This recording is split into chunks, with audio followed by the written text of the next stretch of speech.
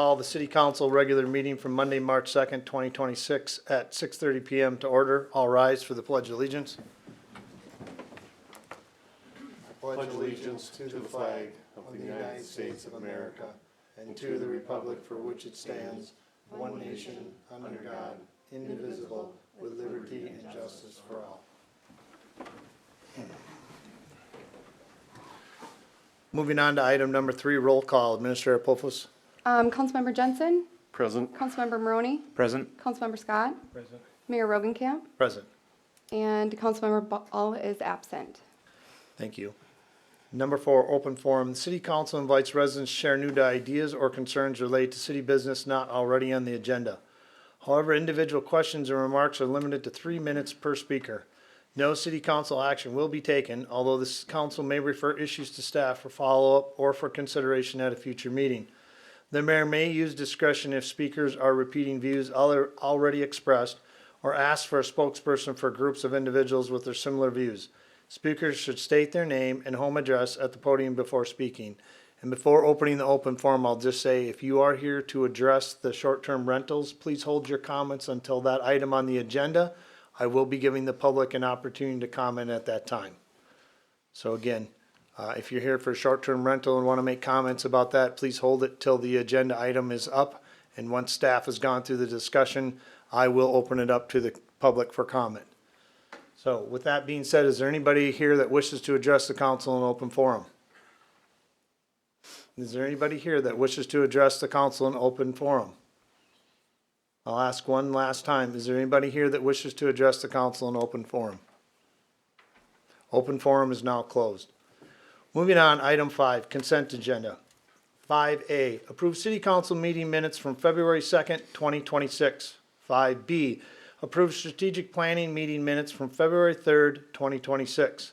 5C, approve claims totaling $319,104.95 for checks 140904 to 140984 and e-checks 4082 to 4104. 5D, adopt County Road 11 and Eagleview Elementary site circulation study. 5E, accept strategic plan summary. 5F, approve animal control enforcement control contract with Lakes Area Wildlife Control. 5G, approve revisions to job description and authorize advertisement of planning and zoning administrator. 5H, approve sale of 2024 Explorer and vehicle purchase of credit agreement. 5I, approve sewer rate study proposal. 5J, approve resolution 09-2026 to establish a 2026 polling place. 5K, adopt resolution 10-2026, accept donation of defibrillator to the police department. And 5L, adopt resolution 11-2026, excuse me, supporting and authorizing application for Sourcewell internship reimbursement funding. Having read the consent agenda, are there any items or discussion by council? Hearing none, do I have a motion to approve? So moved. I have a motion from Councilmember Jensen. Do I have a second? Second. I have a second from Councilmember Maroney. Any discussion? Hearing none, all those in favor signify by saying aye. Aye. Opposed? Abstentions? Motion carries. Moving on, item 6 under business items. 6A, short-term rental licensing process discussion. Administrator Pofus. Yes, thank you, Mayor. I'm going to summarize a lot of information, so bear with me here. I'll try and keep it as brief as I can. In your packet, I've included a brief timeline of the short-term rental ordinance discussions over the last 5 to 6 years. This conversation is being brought back to the council tonight because at the city council meeting in December, the council heard from short-term rental license holders regarding a proposed updated process for 2026 renewals. The city council did not approve the proposed increased fee and directed staff to return to a future meeting with additional information for discussion. The purpose of tonight's conversation is to receive direction on the administrative process associated with the short-term rental licensing, not to revisit or amend the ordinance itself. As reflected in the timeline in your packet, this ordinance was evaluated extensively by the Planning Commission, city staff, a separate task force, and the City Council. Staff is not proposing revisions to the ordinance tonight. We are aiming to have a conversation and get directions on 2 items.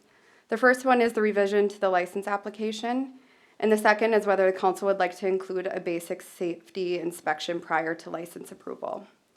So for the application, the current short-term rental licensing process involves completing a 1-page application as seen in your packet, along with paying a $300 annual license fee. Under the current process, it is very difficult for staff to verify compliance with the ordinance prior to issuing a license, particularly in regard to occupancy and guest limits.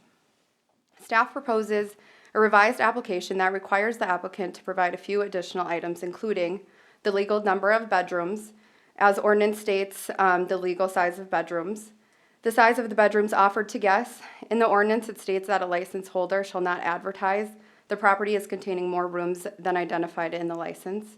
The maximum number of guests allowed. The ordinance states that a license holder shall not advertise the property as available to more guests than the occupancy limit identified in the license, and plans identifying rooms and structures on the property. These changes will help staff better determine compliance with the ordinance prior to issuing. As for the inspection, during the original short-term rental ordinance discussions, a basic safety inspection was discussed multiple times. Language was included in the ordinance allowing the city to conduct inspections. The ordinance states that an owner shall permit access to the property for the purpose of an inspection. However, an inspection program was never implemented. The goal of this inspection is to ensure the safety of the properties in Breezy Point and the safety of those renting within the city. The intent of the inspection is not to be overly burdensome, but to confirm that minimum public safety standards are being met. Staff has received questions about why an inspection is necessary when license holders are required to provide proof of insurance covering their short-term rental activity. Insurance carriers are responsible for managing the financial risk to the carrier. Their inspections, if completed, are designed to assess the risk, determine premiums, and confirm coverage-related items. The city's responsibility is quite different. Our responsibility is to ensure the public safety and code compliance. A city inspection would focus on different elements such as fire safety, code compliance, occupancy limits, and emergency items. We are the responsible authority for our local code and regulations, and we cannot delegate that responsibility to insurance companies. Staff has met multiple times over the last few months to streamline a rental inspection checklist to focus on life and safety components, as you'll see in your packet. The cost of the inspection would be $200 per property. If the council directs staff to include an inspection, staff recommends increasing the annual fee to $500 to account for the inspection costs. If directed, staff would implement this process for 2027. We would begin accepting applications in the fall of 2026 and allow a grace period for renewals in 2027 to ensure property owners have enough time to complete the application materials and inspection. So tonight, we are looking for direction on 1, the revised application, and 2, the implementation of the safety inspection. We have Scott Sadusky, the city's building official, here to speak and answer any questions related to the inspection. And we also have Jerry Bonesack, the city's planning and zoning administrator, to address any questions as well. Thank you, Administrator Polfus. You're welcome. Mr. Hello. Sandusky, how are you this evening? Good. How about yourself? I'm doing good. So, any further information you may want to add to what Administrator Polfus shared with us in regards to inspection and some of the things? No, I thought she did a tremendous job on explaining what we're going to really be conducting, if you guys so choose that you want us to go out there, is a basic life, health, safety inspection. And then to really, the other reason we're out there is to ensure what they put on their application is on site. Okay. Council, do you have any questions for staff regarding the information that was shared? Maybe just looking for some clarification. So this was in front of the council December meeting. at the December meeting. Yes, correct. And at that time, was there a proposal to increase the fee Yes, to include the life safety inspection? yes. Okay. Yes, and can you Yeah, refresh I us can with recap that? that. So around the renewal time of 2026 period, staff had discussions about implementing the inspection that was always intended. So we're like, this is the year to do this.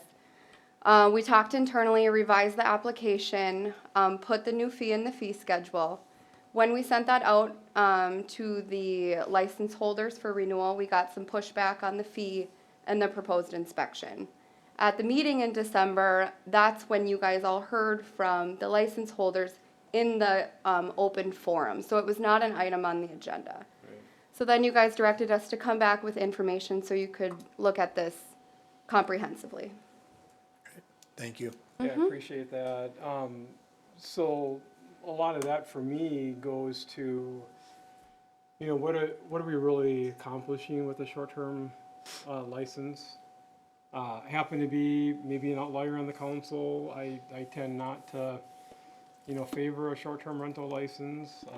I tend to favor more of an approach where people are allowed to do with their property what is legally allowed for them to do. I still am a little unclear in terms of what the short-term rental license is getting at. I think early on, it was mostly to do with making sure we don't have incompatible uses of properties, basically adjoining properties or within a certain area. And now I'm starting to understand it's maybe some of that along with really looking out for the well-being of the occupants of these properties as they're being rented. I am fully in supportive of doing what we can to ensure people's safety. I just don't know that I would support the additional fee. $300 seems like a reasonable amount to charge for a license in this way. At the end of the day, we got to support what we're charging, and I can get around 300. I don't know that an additional 200 to me is something that makes sense. I think whatever additional cost the building inspector is going to have in going out and taking a look at things should be able to be covered within that $300. Administrator Polfus, Sure. so when we look at the licensing fee and the inspection fee, what is that covering? Can you give us an overview of what that covers as far as costs to the city? Sure, yep, so the current fee, $300, is the application process. That's the intake of staff time associated with the licensing process. So that's Deb's staff time, Jerry's review time, the issuance time. The $200 additional fee is the inspection. So that will be an expenditure for us that is either one, covered by the short-term rental license person or taxpayers. I mean, we have to pay them that. Right. The $300, I mean, you can go ahead, Scott. So, like for the inspection fee, it covers for us to send a letter to schedule the inspection, then to go out and do the inspection, and if there's any corrections, to go out and do a correction inspection. The other thing is what people don't realize is they, you know, like Jerry would have time into checking the septic system if it's not on city sewer. There's a lot more to it. I guess I'm not here to justify all the fees, but I'm just kind of saying what they're getting out of it.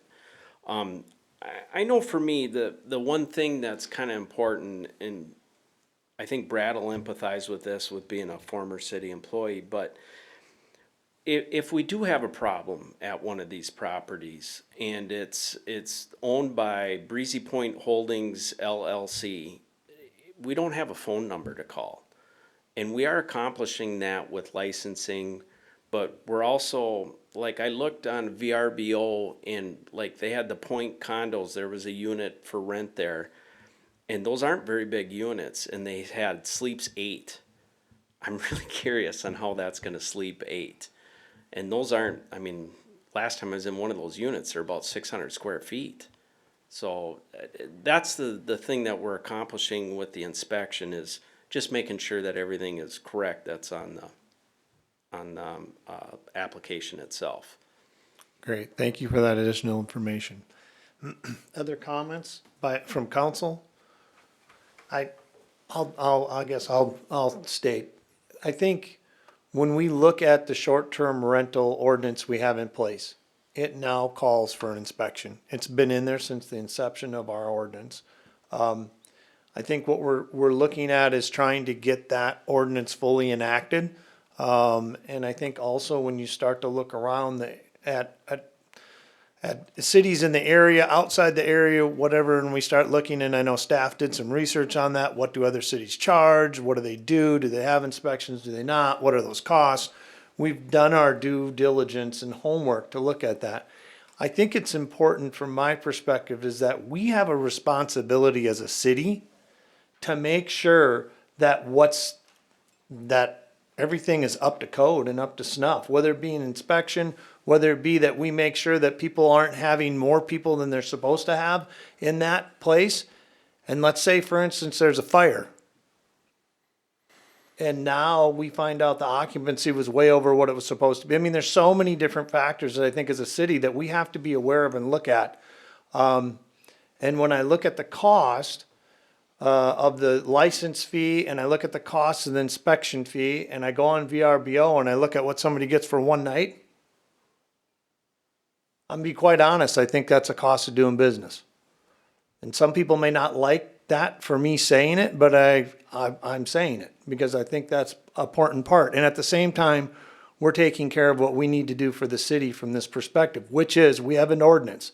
It was approved. It is in place. It is active. We need to follow the ordinance. The ordinance calls for an inspection. We need to have that. I think also we're looking at it as we're not trying to put it on this year.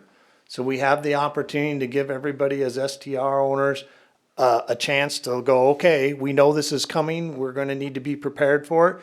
And it gives everybody an opportunity to get what they need done, whatever that may be, or just be prepared for the fact that they're going to have that extra cost going into next year. So I know that, it's tough at times and you look at these types of things and some people would say, well, that's overreach. I think it's us doing our due diligence as a city to make sure that we're doing what we're supposed to do. And that's not only for the people that are the short-term rental owners, it's also for the other citizens of this city that live in and amongst these short-term rentals. So that's my comments. Anything else? You know, I know Mr. Jensen, I agreed with him, I believe it was in December. We were under the assumption that the inspections were already being performed when this was passed the first go-around. So we were unaware that that was not actually being done. I agree with Mr. Scott that, we should be inspecting these for livelihoods, making sure people are safe, staying in our community. With respect that I do know the short-term rentals have some kind of responsibilities of showing insurance, but insurance is one thing, but making sure that everything is suitable is another thing. And I agree, we've looked at other communities, we're not the highest, we're not the cheapest, but, this is, like, as you alluded, cost of doing business, and, for us to consume the additional rate, to still perform the safety wellness checks and pass it on to taxpayers doesn't make sense, so it should be up to the applicant to pay.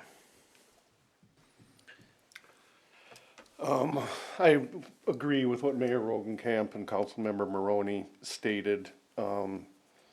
These discussions, and to get the ordinance implemented, it was a 6-year process. It always was understood that inspections were going to be part of it. It's not to prevent property owners from renting their property. It's strictly for safety. I agree with the option 2 that staff proposed with the $200 inspection fee, but I would like to see renewals go out in around September timeframe of 2026, so that property owners have plenty of time to get inspections. If there's issues, correct it, and so they're not blindsided. I would like to see that as the timeline. And I think in the December council meeting, Mayor Rogenkamp brought up a good point. Originally, short-term rentals were only allowed inside the main gate in that area of the city. The council agreed to open it up to the entire city. The VRBOs, they bring in a lot of money to the community, and that's a good thing. I mean, whatever businesses within our city benefit is great. the surrounding communities too.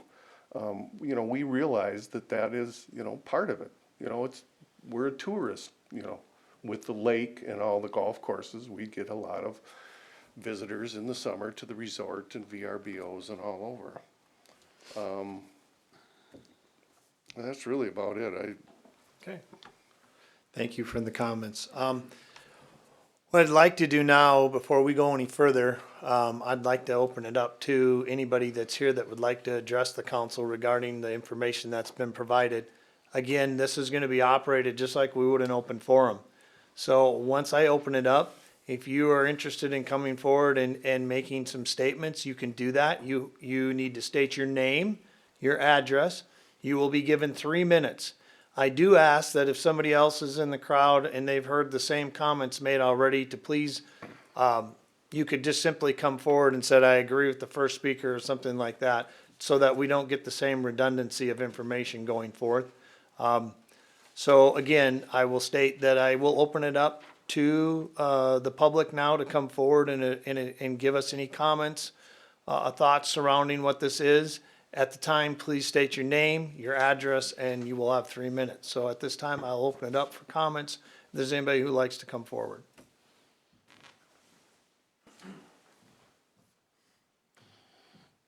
Thank you. Dennis Felch, 8950 Breezy Point Drive. Most of my comments, well, actually all of them is pre-prepared, so some of the things that I want to talk about were kind of sort of addressed, but it's way easier if I can just read it. So I That's don't have fine. to- I You don't have to 3 ad lib. minutes, so. So 25 years ago, I started coming to Breezy Point to enjoy snowmobiling, ice fishing, etc. during the winter months only, renting a property on the lake. Fast forward, I purchased a home a few years ago to enjoy and continue the tradition and invite others to make a few memories. On Friday morning, I received an email informing me of this meeting agenda regarding short-term rentals. I wonder how many people received this email. Being such a point of contention topic, why such short notice? If the objective was to get real feedback from residents on this topic, it surely would have been put out well ahead of time for all interested parties to prepare. The short notice this time, along with the same type of short notice the last time, brings to question the transparency and honest willingness of the council to truly listen to the public regarding the topic. There are roughly 200 plus private properties for rent in Breezy. Was this agenda item emailed to all of them? The inspection proposal under the guise of safety and life concerns is overreaching. The draft provided reads like we are slumlords. I doubt any of the licensed people will have any problem passing the inspection. We would not be able to rent our place if some of these things were as described, needing attention. No one would book it after a couple of reviews, and since we use our home also, it stands to reason the hot water works. We advertise our home as sleeping as many people as allowed under the rules, though it easily sleeps more. I see all the time advertising for 7 people in a 2-room tiny cabin, while our home supposedly only sleeps 7. While the size of the room limits the occupancy in general terms, it does not accommodate for trundle beds and bunk beds. Regardless, we don't always have control of how many people show up. It appears the city would like to penalize the good actors and reward the bad actors.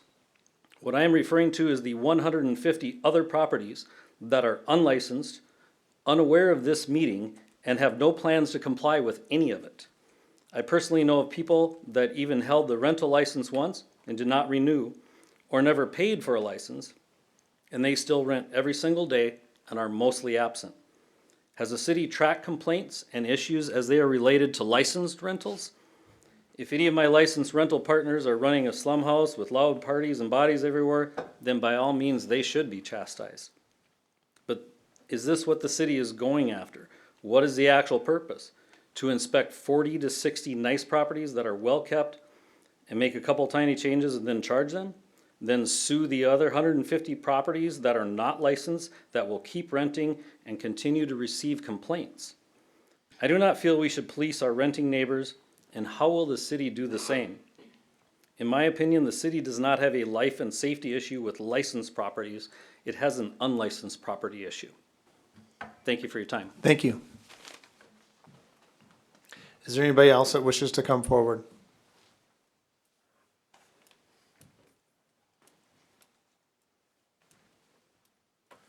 Hello, Mara Lundquist, 30505 Airport Road, Breezy Point.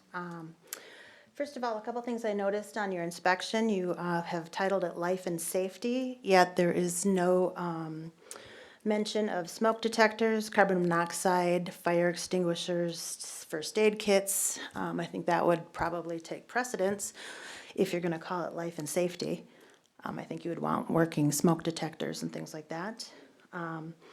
I think a fee of $500, in my opinion, is a bit overkill. I'm not opposed to an inspection by any means, you know, to my predecessor's comment. I think all of us that are licensed and have been licensed for, I've been at this for 10 years now.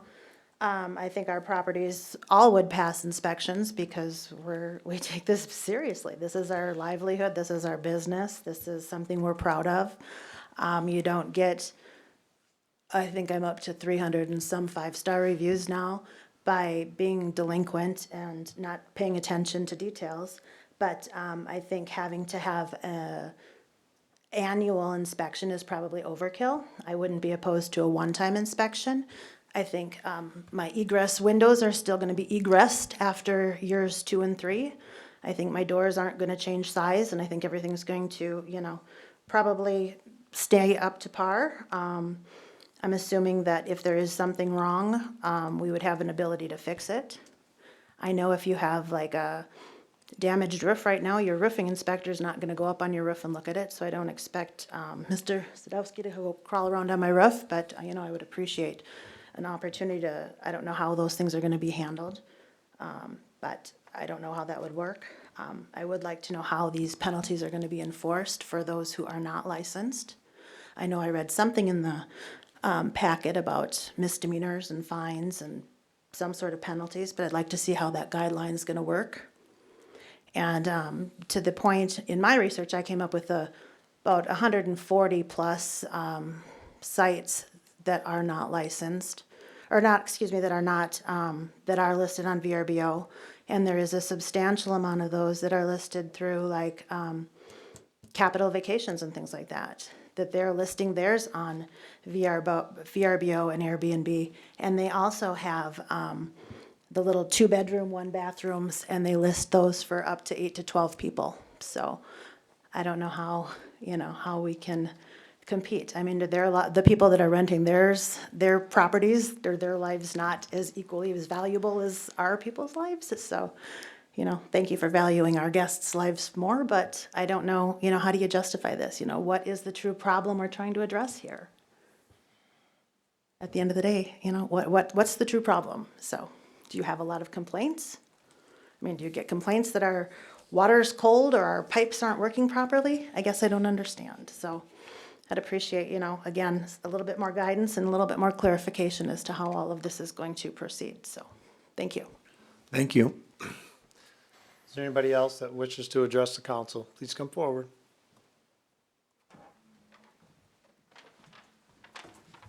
Hi, my name is Emily Bitter. I live at 18693 Oaknot Circle, Brainerd. And yeah, I would mainly agree with what has been said. I agree. I think an inspection can be beneficial.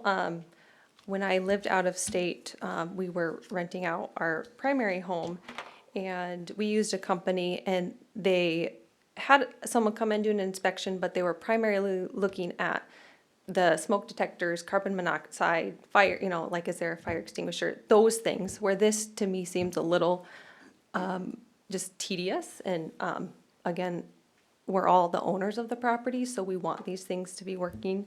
So I just think that this is maybe a little overkill, and then also the fee just seems a little high. We pay, you know, we want to pay the $300 application fee. What I would say too is the first year we submitted an application, I had to be very forthcoming and like, was the license submitted? Like I had to call. And so I felt like I had to do a lot more work, even with the $300 that I paid didn't really even help me a lot with what I needed to accomplish with the license. So those are kind of my primary concerns. Thank you. Is there anyone else that wishes to address the council? Yes, come forward, please. I'm Scott Grupa, 3001 Channel Heights. And I've licensed my house the last 2 years. I've never rented it out. I think the license fee, I believe it was $300 the last 2 years that I did it. And I don't think there's anything wrong with that. And as far as Scott Sadusky to come out, he's got to pay his guy to come out. $200 is nothing for somebody to come out. And for a peace of mind for the city to know that these properties are in the condition they're supposed to be in, I think everything that you're saying as far as the fee is reasonable. Thank you very much. Is there anybody else that wishes to address the council?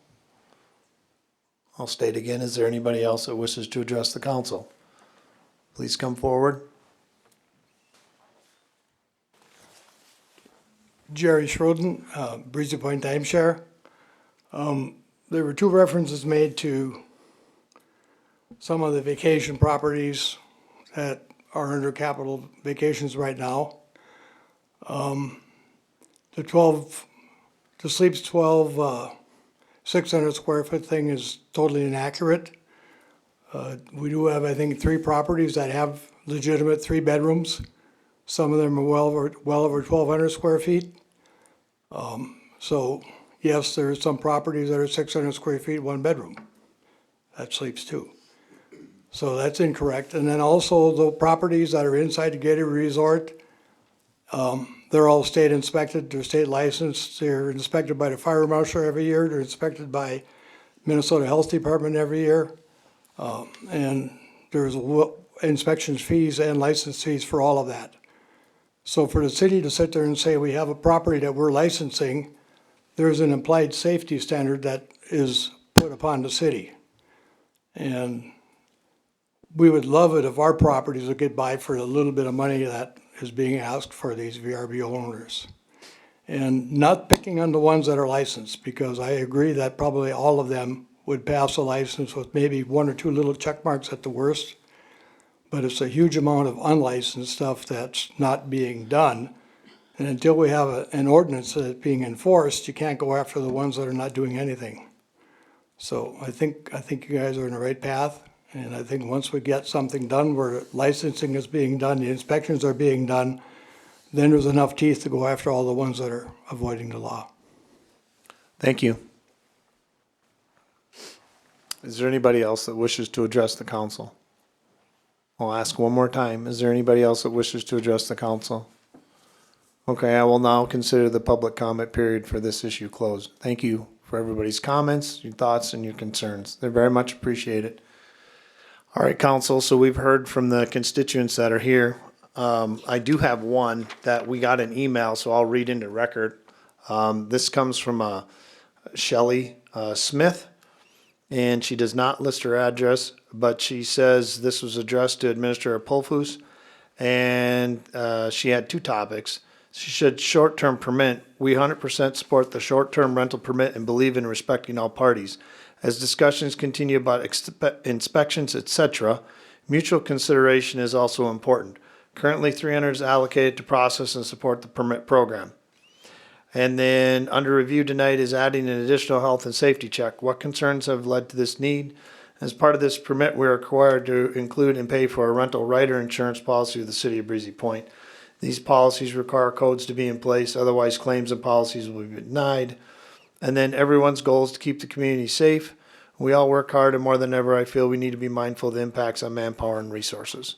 So that was from constituent Shelley Smith. So I just want to read that into record as well, and so the council is aware of it. So council, we've heard comments. We've had discussion points. The staff is looking for some type of direction. So there's a couple different ways we can do it. We can actually take action on this and make a motion to implement an option that was offered to us. We can redirect staff once again to do more work on the area, which I think they've put all the work that's needed into this. I think we've got all the information we need. They've given us good pieces. I do have a question.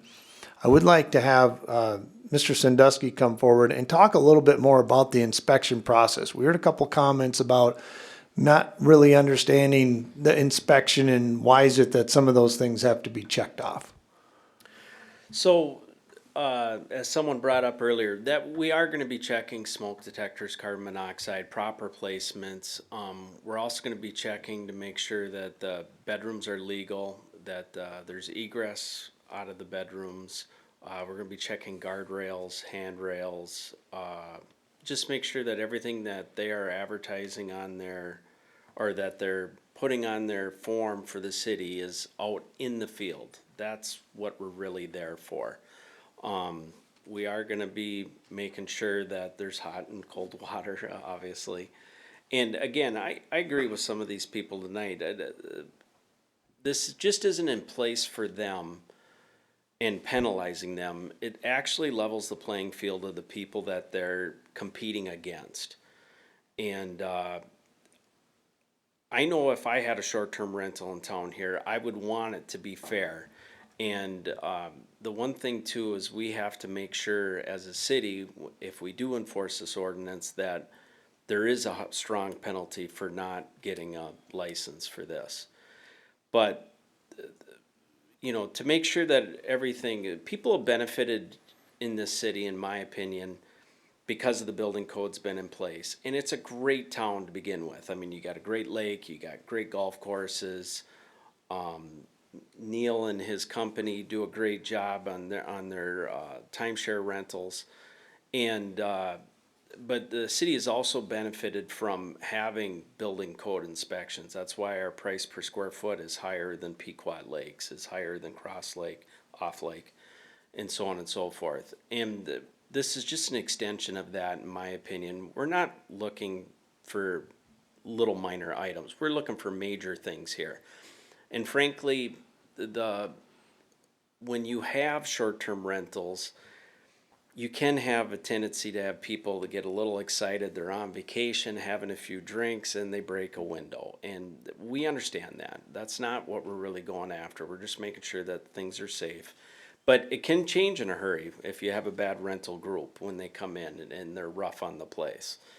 And the inspection is a snapshot of time just to make sure that the playing field is all level across all parties, not just the people that are here tonight or the people who are getting licensed currently. It's more to compare to what the other ones, because it might not be fair.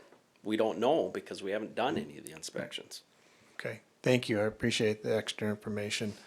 I do want to make the comment, it was brought up a couple times about the unlicensed people that exist in there, and I'd be the first one to say, absolutely, we need to do something about that. This helps us with that. And why I say that is because it does level the playing field and gives us the opportunity to start enforcing it, which is one of the things that we've had discussions with staff about the idea that if we're going to have ordinances, we need to enforce. So you have to take baby steps to get to the end sometimes, and I think this is one of those steps in the right direction. I also think we have a current ordinance that calls for an inspection. That ordinance is in place, it's active. So if we're gonna have it, then we need to make sure that we're doing what's in the ordinance, and if the ordinance calls for an inspection, we need to have that. So that's kind of my last comments on that. So I'll turn it back to council, and what do we want to do, council? Just one quick comment in regards to capital application properties. If you review the ordinance, timeshares in the resort are exempt. Correct. The ordinance does not apply to them. I mean, they both have, as Jerry pointed out, their own inspection process that they have to comply with. But that's right in the ordinance.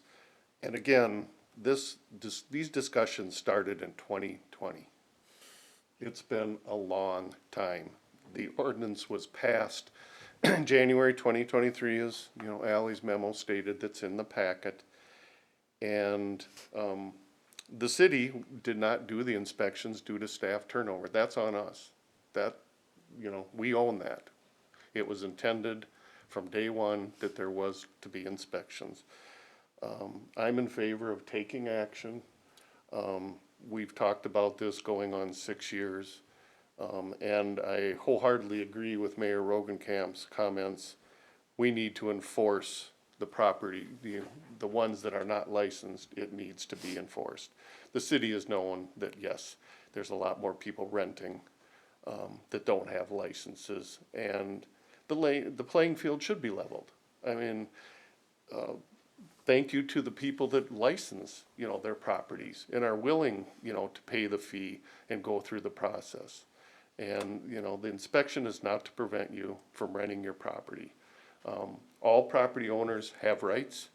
It's a property owner's right to rent their property, but it also, the neighbors and the property owners that abut these properties have rights as well. That's Mayor, all I have. if I may. Mr. Harrell, Just to speak to the enforcement. So under the current ordinance and fee structure, if a property is reported and determined to be operating without a license, the city may issue an administrative citation and they can go through that process. We can also report it to the county because they are in violation of their short-term rental ordinance. And if compliance is not achieved, we can kind of go down that path. If the council would like a more aggressive penalty for violators and people operating without a license, that's almost in the fee schedule discussion. So you'd have an administrative citation associated with the short-term rental, and I'd have to work with specifically on Langle if we need ordinance language revision. But I know Cross Lake, for example, I think it's $1,000 for the first violation and up from there. So if that's something, that would be kind of in the fee schedule time with the finance committee, so. And I also wanted to speak to the short notice comment. So the information that's in the packet tonight was mailed to all 2025 short-term rental license holders. It was emailed early Friday morning. I did not want to give short-term rental owners information that the council didn't have. That packet was put together that week. We didn't even have all the information put together before that week. So just to speak to that item on the short notice. thank you, Administrator Polfus, for that information. So, Councilmember Jensen, I heard you say something about you feel that we need to take action. Are you ready to move forward with that? Yeah. If I may I ask a Go ahead. question of Mr. Sadusky first? And this is gonna be a broad question, but, you spoke on that you would be looking at fire, carbon monoxide testers, et cetera. Are there other items on that safety punch list? I'm not asking you to go through it, but are there other items that may not be on that list that you are already considering looking at? Well, there'd be other glaring items that, it would have to be pretty substantial before we're gonna comment on them, or, hold up a license on, if a furnace was put in without a permit, let's say, and put in incorrectly, where it's backleading carbon monoxide or something like that. It would have to be a true life, health, safety issue. Okay, thank you. And for my other council members, the reason I was asking that is we did hear about the concerns about that punch list. And if I were a short-term rental, I'd want to be able to say, and I've achieved this punch list. And one of those items would be the health and safety items being listed out, that those were items that were reviewed. So if we were to move forward with it, I would ask that we amend that punch list to include at least a number of safety things, so that way, as a short-term rental owner, business operator, I can say I've achieved these things. Maybe I'm off kilter in my thinking, but it just kind of puts, part of the permitting process, and as you advertise that I've gone through these things, this is part of me doing my business, and I've gone through these items to get these punch list items done. Thank you, Michael. Yeah, Valid point. that may be an administrative error. This went through a few iterations, the list itself, so we'll make sure to have the list fully fleshed out before we send it for renewal. It was definitely in there. Right? I know, and we had a lot of people reviewing it. I thought there was another part of it. Yeah, I'm wondering if I'm missing a page or something, but we will make sure that it's a complete list before it's sent for renewal. And so Councilmember Maroney's comments really kind of get to, I guess, my thoughts on this whole area at this point. you could say the city adopted an ordinance and really didn't have the key things in place and clarified arguably like we should have, right? As mentioned earlier, I think we were all under the impression inspections were being done. Ordinance clearly states they're to be done. We have a $300 permit fee. I don't feel good about, short of taking the time to go through and amend the ordinance to include a specific fee for the inspections, to now all of a sudden say, and by the way, it's 300 plus 200. To me, it feels like we should really revisit the ordinance, make sure that what the ordinance is laying out for items to be inspected are on the checklist, that we're very clear on what the fee is going to be going forward. And to identify what is going to be a penalty or the fine for noncompliance. I think that's an extremely valid point. We got the majority of people here and in the community that are wanting to do the right thing, and they're gonna get a license before renting their property. What about the properties that choose not to? Right now in our ordinance, unless I'm missing something, there's nothing in there that addresses what is gonna be the fine, if anything. That's in the fee schedule. So it's the administrative citation within the fee schedule. That's how all city fees are approved. So to change the fee, we'd change the fee schedule. Yeah, it wouldn't be in the ordinance. Correct, yep. So right now, there currently is in the fee schedule, For an administrative citation, yep. which is how much? Oh, I wanna say, what is it, Brian? Not, First violation's $50, I believe. and that's for all city ordinances, so we'd have one specific to short-term rental ordinance if the council wanted to pursue that. So that would be during the next year's fee schedule discussion, probably like October. Right, and it Ish. again would be addressed through the fee schedule, Correct. not the ordinance. And I Correct. would state that, yeah, that doesn't go in the ordinance. The ordinance is a separate thing on its own with regards to the fees. And we currently have in the fee schedule an inspection fee for short-term rentals? No, so in October, when you approve, or October, November, when you approve for next year, you'll approve all city fees, which would now include this inspection. So it doesn't currently, no, but it will. Because whatever we decide with this is not being affected until the 2027 Correct. renewal process. That's correct. Which will be the end of quarter of 2026. Correct, yep. And that goes in front of the finance committee Correct. first. Yep, which then would make a recommendation back to the council as a part of the budget process to have that Correct. included in the fee schedule. Correct. And at which time the council can either approve it or change it or modify it, amend it, or remove it. Yes, So, because we've had that with other pieces within our fee schedule in the past, so I'm well aware of how that process works. All right, so we've heard, again, comments, discussion, we've heard comments from the public. This council's got a job in front of them and they need to take some action or do something. I think the staff has done their due diligence. So there needs to be something done moving forward with this. What action item that is, the council needs to decide what that is. I will make a motion to direct staff to revise short-term rental application with a $300 fee and life and safety inspection fee of $200 to be effective in January 1, 2027. Is that gonna suffice?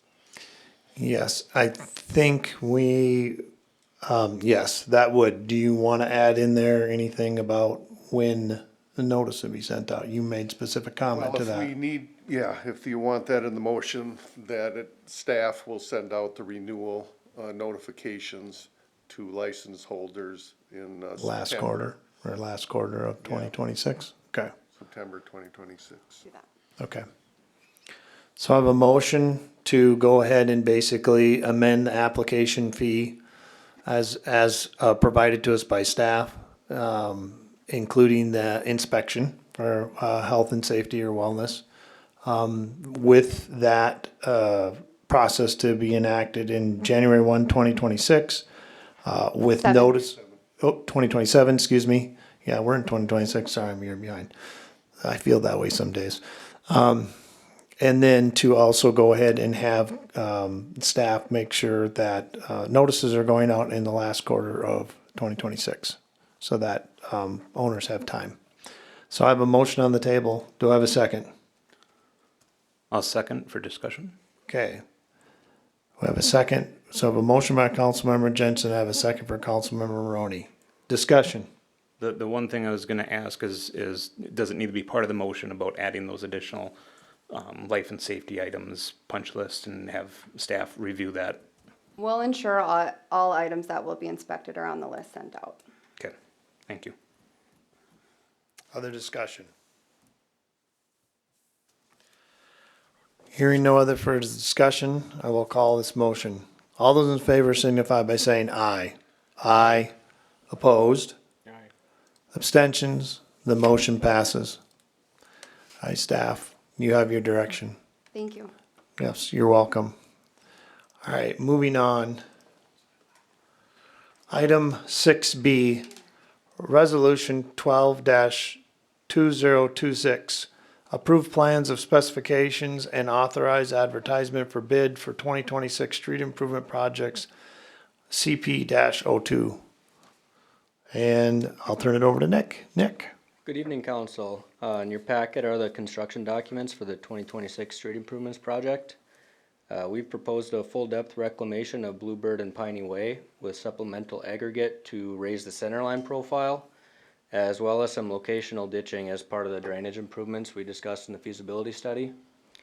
We looked at some different ways to complete the improved turnaround at the end of Piney Way and utilize the rest of the city's right-of-way in that area. The layout that's in these plans was the one we chose to move forward with, and it was reviewed and recommended by the Streets Committee as well.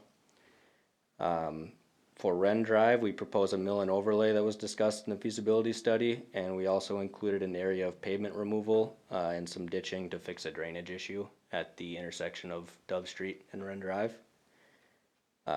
Passing this resolution would allow us to advertise for bids in March and hold a bid opening on March 31st. We'll continue with the 429 process from there. So far this year, we've had a couple bids come in already, and numbers have been looking really good, so. That's good news. Yeah. That's always good news. Yes, it is. Thank you for the information, Nick. Any questions from the council on this information and resolution? None for me. None? All right, hearing none, do I have a motion to approve, Resolution 12-2026 to approve plans and specifications and authorize advertisement for bid for 2026 street improvement project CP-02? So move. I have a motion from Councilmember Maroney. Do I have a second? Second. I have a second from Councilmember Jensen. Further discussion? Hearing none, all those in favor signify by saying aye. Aye. Opposed? Abstentions? Motion passes. Thank you. Moving on, item 6C, approve local road improvement mailbox policy update. Director Zierden. You can see on our current policy, the addition is on the bottom in red. Essentially, all it is when you're doing a road project, frequently mailboxes have to get pulled when you're doing subgrade work, ditching, whatever. This would allow to upgrade non-conforming mailboxes, which are basically your 4x4 posts, plastic, whatever, to the conforming, which is it's a metal, it's anchored by a U-channel. It's more resilient to snow plowing. It's probably, outside of slippery roads, the number 2 thing we talk about is mailboxes getting hit. The swingaway mailboxes, once you have them, any problems the city covers, and they don't break. I mean, we don't have problems. This would allow that as each road project, if the residents would like that, it'd be included in the project. so they wouldn't have a cost. Cause right now, if you wanna upgrade on your own, it's, I believe, $135. Give better service, prevent problems down the road. It's pretty common in the area for neighboring cities do something similar. So Nick brought it up as a question because he has other cities doing it, and I think it's a good way to avoid some problems for residents and the plow drivers going forward. Okay, thank you, Director Zerden. Comments or any questions for Director Zerden on this? No, I think it's a good idea and should be implemented. I would think so. I would assume that annual budgeting is in place for that as well. This would be covered like in the, when we're reconstructing a project, so. Got it. Yes. Thank you for the clarification. Any other comments? That clarified my question. Okay. All right. So basically what we're have in front of us is to approve a local road improvement mailbox policy update to include the print as so stated and discussed by Director Zerden. Do I have a motion? So move. I have a motion from Councilmember Scott. Do I have a second? Second. Second from Councilmember Jensen. Discussion? Hearing none. All those in favor signify by saying aye. Aye. Opposed? Abstentions? Motion carries. Thank you. Number 7 on the agenda, departmental updates and council reports. I will just start off with any council reports, and then we'll go into A, B, and C. So I think we had a road committee meeting, is that correct? Do you want to give us a report on that? Yeah, Nick pretty much covered all of it. One of the agenda items was Pelican Township Breezy Point Shared Roads Agreement, which Mayor Rogenkamp and Administrator Polfus are working on. The current 2026 road projects timeline, construction, July or August, Piney Way, Bluebird Lane, Wren Drive. Other than that, that was really about it. They'll be looking, starting to discuss 2026, or 2027, excuse me, project possibilities. Excellent. Thank you, Councilmember Jensen. P and Z, I don't believe met. Nope, that meeting got canceled. That's correct. Personnel committee met, one of them was in front of us tonight, about the job posting. Yes. A few other things that we have another follow-up meeting for, so. Okay, sounds good. Thank you. I think that was it. Park Commission did not meet, this last month. No So we fire had board. no park board meeting. We're still waiting to get the final master plan from Widseth. And before we decide to have another meeting, and at that time, there'll be some final decisions, and I think that'll be coming forth to the council to look at. So, all right. Moving on then, 7A, reschedule May 4th city council meeting. Administrator Polfus. Yeah, so I've been made aware of a few attendance issues with the May 4th meeting.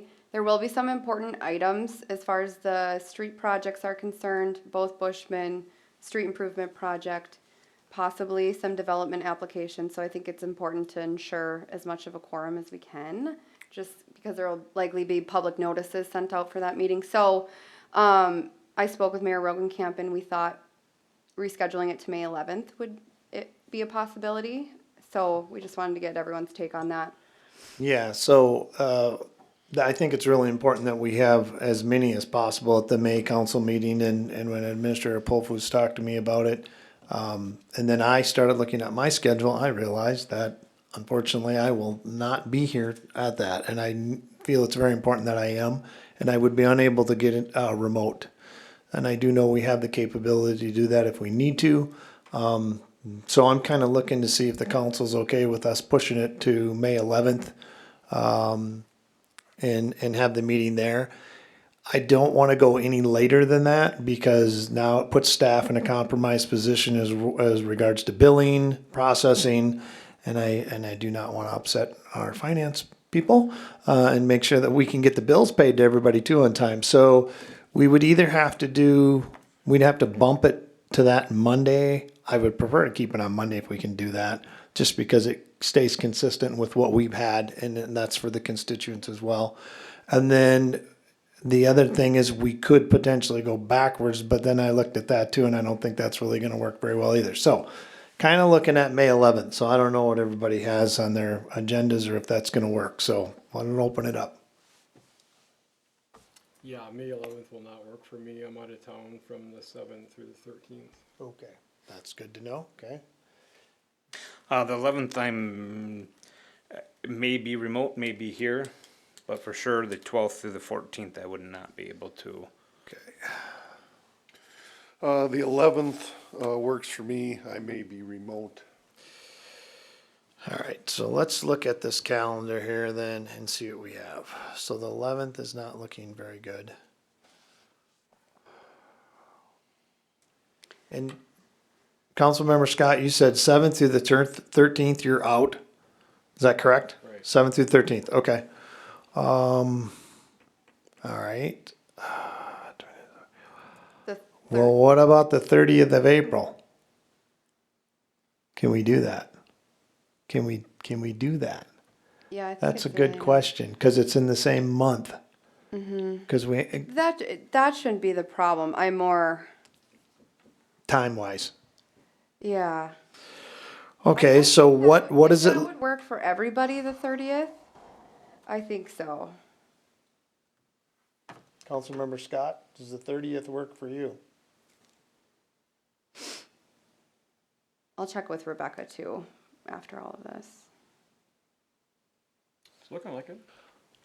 Okay, so let's look at the 4th again just for a second. Okay, so right now, Councilmember Maroney, does the 4th work for you? Councilmember Scott, does the 4th work for you? May 4th? Yes, Yes. the original. Does the 4th work for you? Yes. Okay, we're gonna keep it on the 4th. We're gonna keep it on the 4th because Mayor the Maroney, majority of the council is able to make it for that date, and do it. I may still be able to make it. So just let me do some thinking on it, and I'll see. I might pull a rabbit out of the hat. So we'll see what I can do. And then that stays with Councilmember Ball. I'm sure could make the 4th as well because that's our schedule. So let's just stay with the 4th, and we'll make it fly. With us this far out, do we want to still have the 30th as a backup, since it sounds like the four of us could make the 30th? Let staff review and see if they feel that that's comfortable and make a judgment call within the next week. If I can do that. Plan that way, B. the five of us Plan B. can still be here. Plan B. Okay. Could make that work. Yes. Yep. Yep. We can do that too. So does that 30th work for you? Yeah. See, that's Oh, yeah. May or may Scheduling not. May not, is I always know. Until tricky. Thursday, Well, coming Thursday. once you've established whether or not, I would just let Administrator Popus know and go from there. I know, Okay. sorry. Rescheduling is always a Well, it's can of always worms interesting. here, Well, so. I know, but we had to give it a shot, so at least it was a good discussion. So, all right, so we kind of got direction there. 7B, schedule joint meeting with Planning Commission, Commissioner Popus. Yeah, so at the strategic planning, we spoke about code revision, and direction was to schedule a joint meeting with the planning commission. We have a quorum of the commission on June 1st. That's before your June council meeting at 5:30. So it'd be 5:30 to about 6:15-ish would be the joint meeting. Hopefully to get. Give me some enough work. time. Say that again? Is that going to be enough time? I do not want to push it and make people feel like they're rushed because we're trying to get to a council meeting. I'm just putting it out there. I'm fine with that. I mean, I guess it should be enough time. They're looking to get some direction from council on Okay. what the priorities are. Okay, well, as So- long as we can keep it to the task at hand, then we probably We can do that. 5 p.m.